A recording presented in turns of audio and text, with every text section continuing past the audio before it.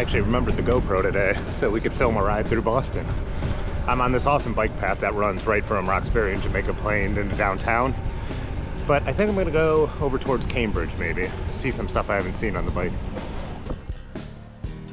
So I arrived in Boston on Friday evening. I went over to my friend's place and unloaded all my stuff. My car had camping gear, professional lighting, photography stuff, all that. So I didn't want to leave it in the car since I'd have to park on the street. It would look too much like a Target. So after that, I parked my car a little farther away, jumped on my bike, and I was thinking, I'll just ride around Franklin Park by their house, not a big deal.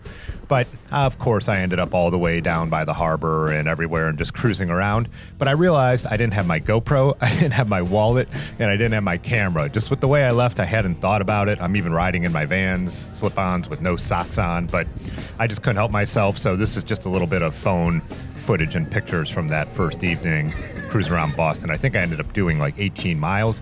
I was just waiting till my friend was going to get off work, and then we were going to walk to dinner and just get a drink and hang out.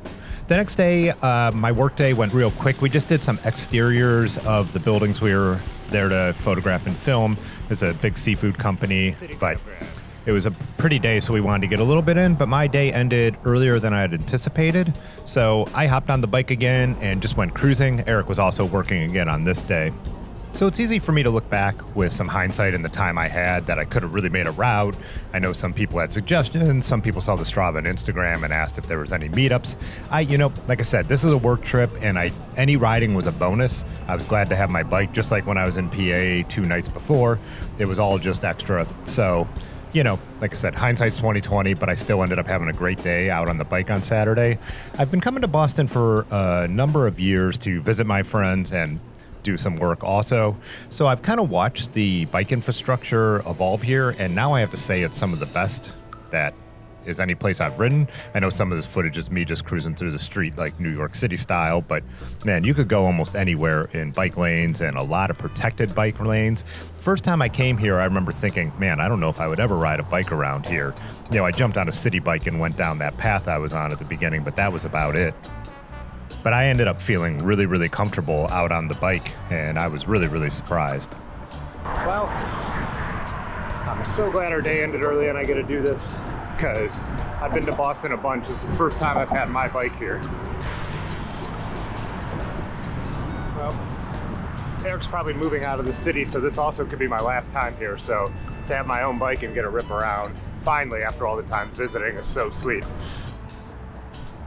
I'm also out capturing some just images of Boston. So the company has some B-roll, the seafood company, but I'm gonna go down to the harbor and cross over somewhere from Cambridge and try and get some like fishing type, buoys, boats, whatever it may be. So it has been really interesting to see the infrastructure evolve here over these number of years, and it just keeps getting better and better, and you can see where they're putting in even more of it. I've also always found Boston to be like the angriest, like most aggressive city I've ever visited.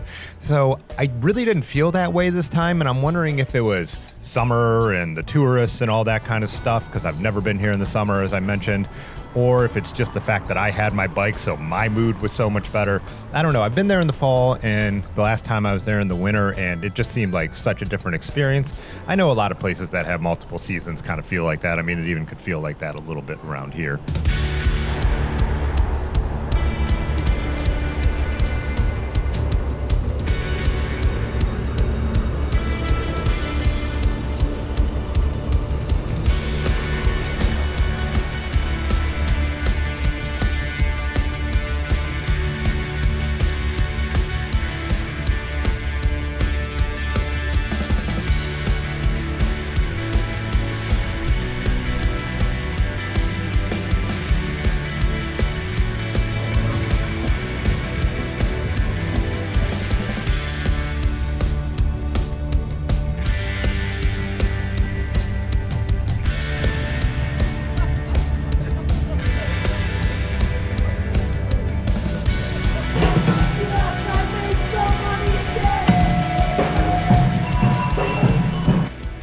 Some serious rule followers like to get on our cases for the way we ride in our videos and stuff like that.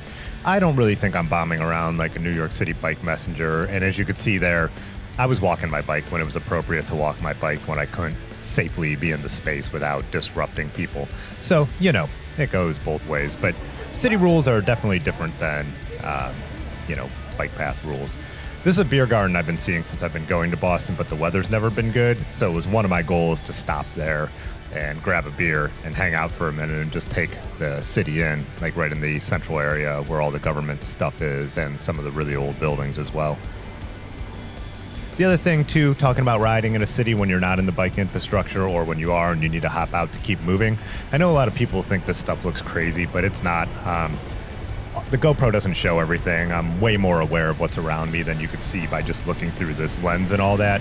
This is just also the way people on bikes move around cities. The cars are used to the bikes being there. I mean, yeah, there's danger in anything, but it's just not as crazy as it looks. This is just the way, if you want to get anywhere, you have to move.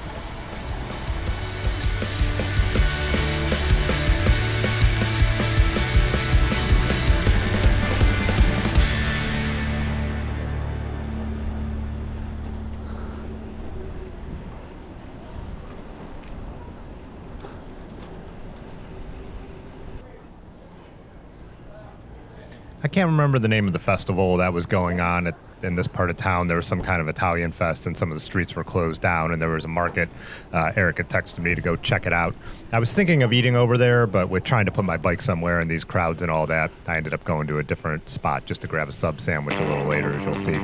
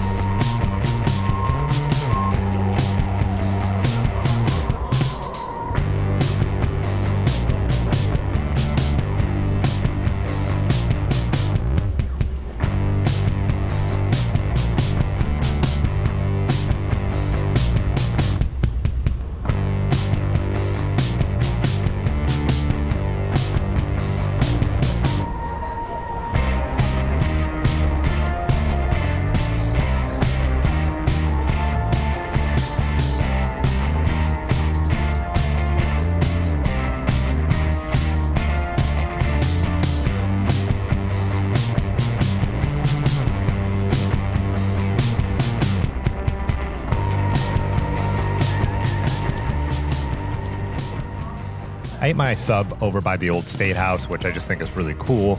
The old State House was actually built by the British when Massachusetts was still a colony. Boston Massacre took place there.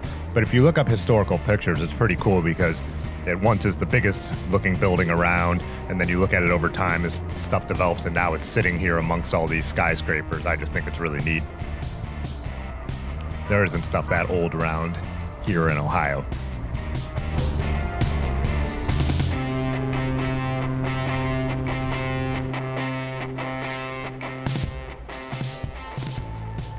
Here I'm back over in Cambridge, and I decided to ride up to Bunker Hill, see the monument up there. Me and Aaron actually, last time we were here, I think for Eric's wedding together, went up in the monument and all that. I wasn't doing all that today since I've done it before, but I just still felt like riding up the hill and checking it out.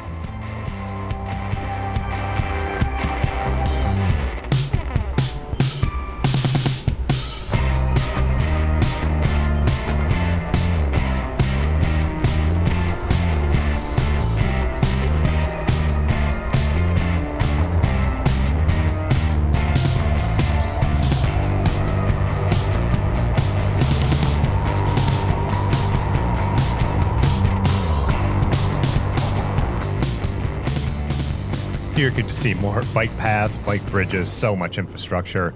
I rode over to a neighborhood that I guess is actually kind of new, and there's a second location of Lamplighter Brewing. I had just put in Lamplighter into my map to go there. I kind of thought I was going to the one I'd been to before, but there's a newer location, and the guy at the bar, the bartender is what you call the guy behind the bar, had told me the whole area was kind of new and redeveloped. So I don't know if it used to be factories or something that all got torn down, or industry, and they've built this like beer garden and a couple new buildings. Mostly stopped to get a beer just because I really had to use the bathroom. This is something that happens to me in big cities all the time. You're spending your day out on the bike and you're like, I got to go somewhere. So I ended up buying a drink somewhere or a snack just so I could, get into a bathroom. I don't know. What do you guys do about that?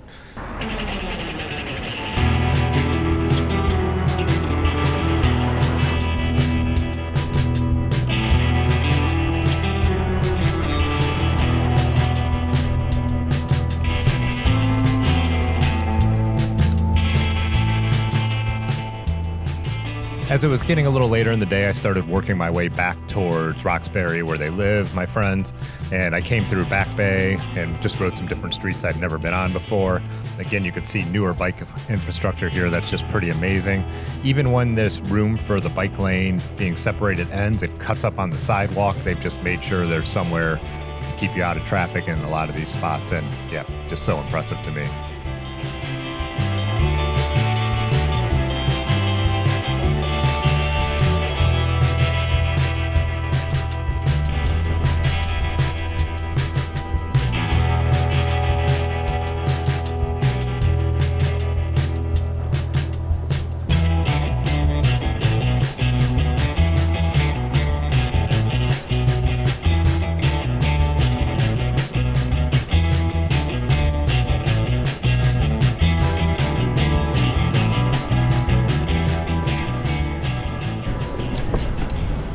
There's a separated bike lane and a bike lane.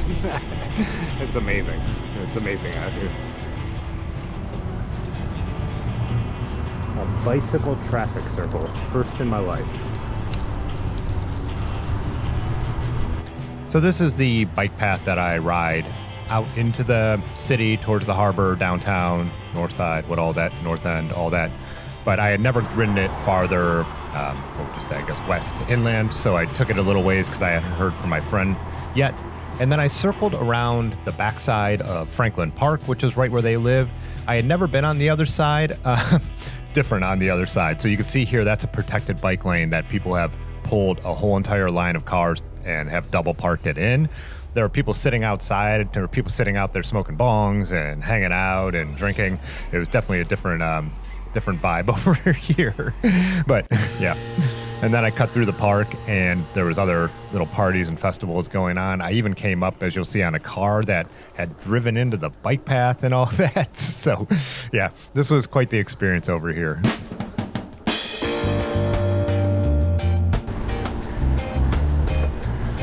This is definitely not a trail for cars. It's wild over on this side of Franklin Park, man.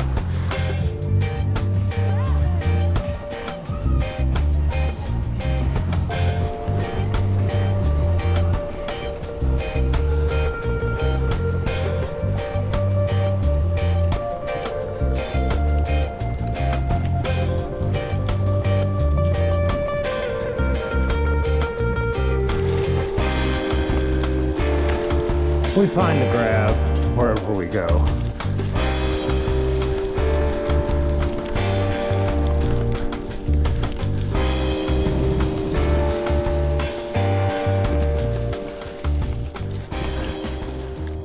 So that evening we went to a really good farm-to-table brewery restaurant out past Concord. Actually stopped and saw Walden Pond and all that. The next day was my actual shoot, so we were doing product shots, video, all kinds of stuff. This is us driving. My friend Martha was just showing me one of the old piers where the headquarters of their company used to be. And then I was on the road home. It was raining a lot. I was not enjoying my drive at all. I just hate driving more and more as time goes on. But I don't know, at least it made it so I could have my bike, my camping gear, and my own photography stuff.